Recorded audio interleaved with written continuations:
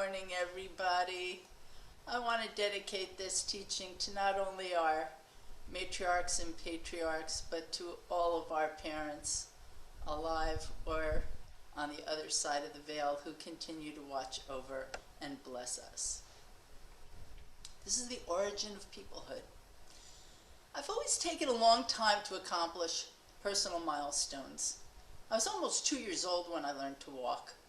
I was 40 years old when I finally became a bat mitzvah after 7 years of study, and I spent 16 years working on my illustrated book about the spiritual meanings of the Hebrew letters called Letters from Heaven, Spiritual Guidance from the Hebrew Alphabet for Every Day of Your Life. If you're going to do something, do it well, my dad used to say. Some things take a long time to achieve. Even Abraham and Sarah took quite a while to become parents. My preparation to become a bat mitzvah changed the trajectory of my life. I learned that Torah's meaning goes deeper than just words on paper. The words are like dry land.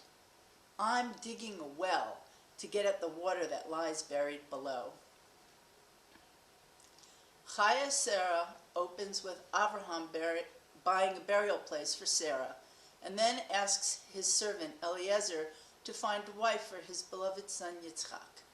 Eliezer goes out, prays for a specific sign to know that he has found the right girl, and when he meets Rivka's family, he repeats the following description. So in effect, the scene is told twice. In chapter 24, 13 through 15, it says, "Look, I'm standing by the water well.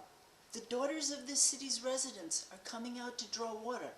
If I say to the girl, 'Please tilt down your pitcher and let me drink,' and she says, 'Drink, and I'll give your camels to drink,' she'll be fit to be chosen by you for your servant, for Isaac. I will know through her you have acted kindly with my master."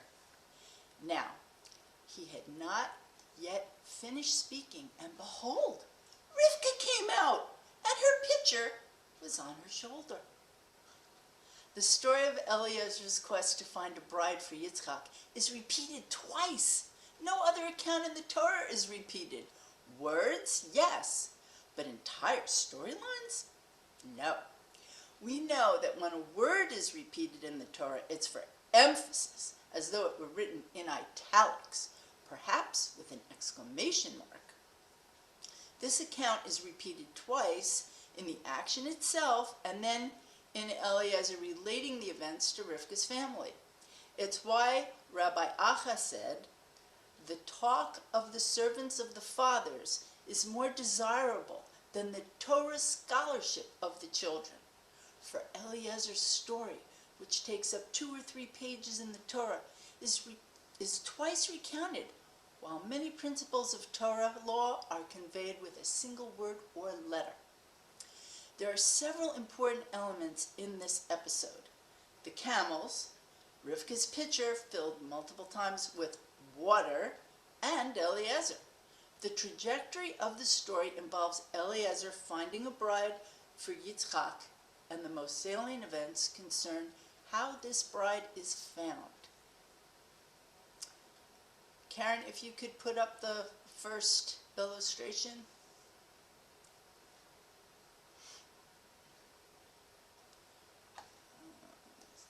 Okay. The Hebrew word gamal, meaning camel, is the derivation for the letter gimel. The illustration I made for the letter gimel shows Rivka riding her camel on her journey from her home and her family to an unfamiliar place to marry a man she's never even met. She's framed by her pitcher with the eye of God watching over all that transpires. May I have number 2, Karen, please? The gimel-shaped branch that sits atop the illustration, and this is my personal illustration at home, shows the depth of connection I have with the letter gimel. I just found that stick on a walk. Oddly enough, until this year, I never looked into the meanings of the names Rivka and Eliezer.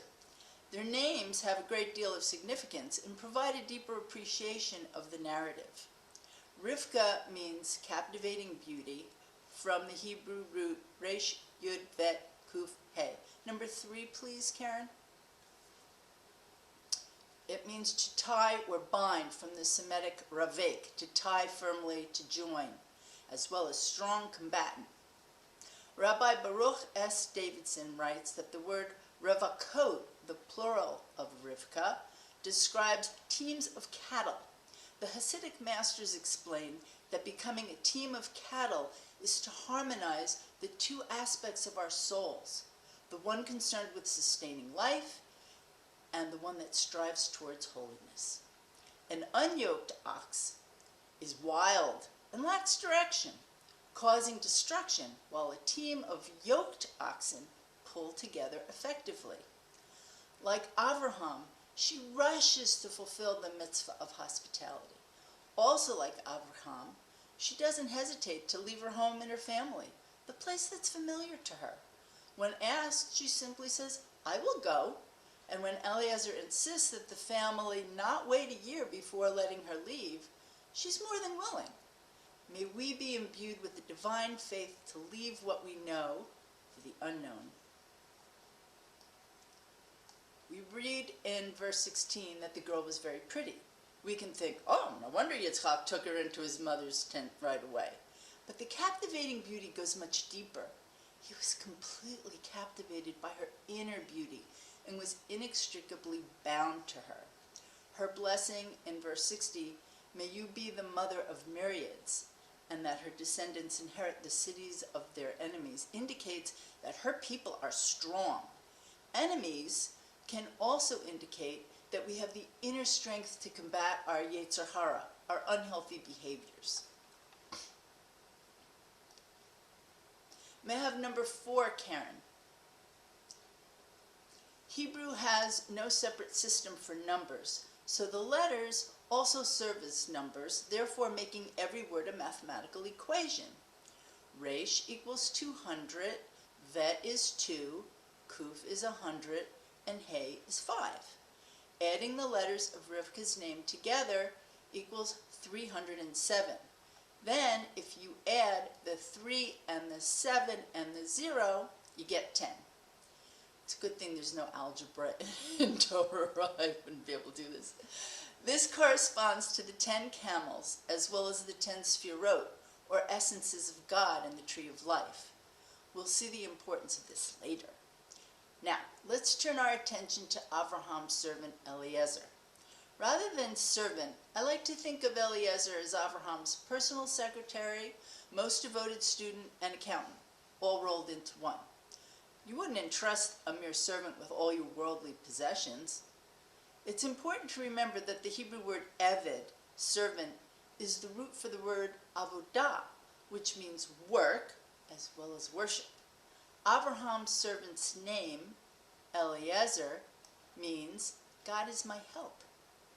Interestingly, Eliezer's name appears only in Lech Lecha, and it's never mentioned in Chayei Sara. He is referred to as Eved, servant, or Ish, man. This anonymity signals that he was only connected to his mission, and his ego was completely left out of the process. He is the eldest servant of his house, who ruled over all that he, Avraham, had. That's verse 2. Eliezer's mission was as if Avraham was going out to find a wife for Isaac. All the goods of his master were in his hand. Back in Parshat Lech Lecha, in verse 15:2, Abraham said, "Oh, Lord God, what will you give me since I'm going childless, and the steward of my household is Eliezer of Damascus?" God assures Abraham that this will not be the case, but Eliezer doesn't know this. Had he not been a devoted, trusted servant, he could have been swayed by his own selfishness for his daughter to marry Yitzchak. We can read this story as a description of qualities beyond an account of individual people. This is the story of our peoplehood, as well as what fuels our conduct: loving kindness. Eliezer, with the help of God, watches the blessing fulfilled, which reads, "To your seed I will give this land. He will send his angel before you, and you shall take a wife for my son from there." Over and over we read about kindness. The camels, gimelim, is plural of the word gamal. Karen, may I have number 5, please? Gimel, mem, lamed is the root of gimilut chasidim, acts of loving kindness, as well as gomel, loosely translated as giving thanks, which is a prayer we chant when we have survived a life-threatening event or returned from a long journey. The kad, Hebrew for pitcher, Rivka uses to water the camels, has the gematria of 24, the number of books in the Tanakh. The pitcher represents the words of Torah, and the water she draws represents the oral Torah.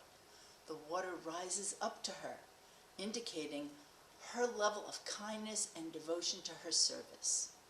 The camels can travel very far without drinking, just as an act of loving kindness is going the distance for others, fueled by one's inner resources. Camels can survive in either cold or heat, and their fur makes sturdy, soft fabric. I have spun camel fur, and it's really soft and very warm. They're also a source for milk, meat, wool, and hides. A modern take on them would be like an RV with a drive-through. "I'll have a hamburger with a shake, please." The camel represents making use of all we have access to do a mitzvah with everything we've got, and our willingness to help others under all kinds of circumstances. The water rising up from the well and then poured into her pitcher can be read as the way we receive new insights into Torah. After deep reflection, a new idea rises up in us. That inspiration then fuels our actions. New insights into the Torah can move you to tears, which also fills the pitcher. The events of the Torah revolve around traveling. God expels Adam and Eve from Gan Eden.